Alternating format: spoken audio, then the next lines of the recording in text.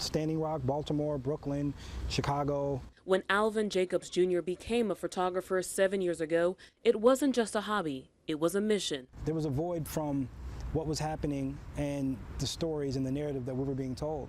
So I'm like, well, what would happen if someone, just a regular person, just went and just started documenting?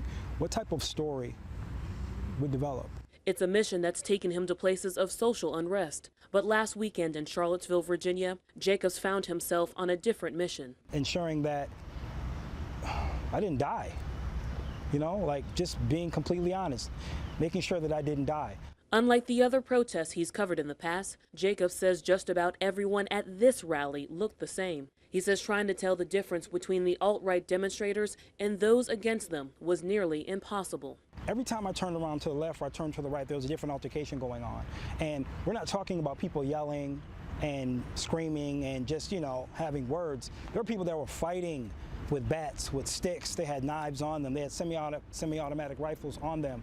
That's a completely different attitude. That's a completely different environment. A week later, Jacobs believes what happened in Charlottesville could have happened in the Queen City. And he says the solution has to go beyond these controversial Confederate statues. The monument is just something you can see. It's problematic, and they should be removed.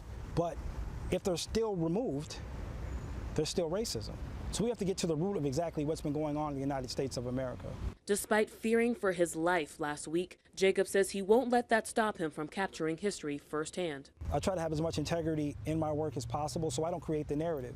It's really just holding up an extremely large and uncomfortable mirror, reflecting exactly what's going on. A reflection he'll keep bringing into focus as long as he can.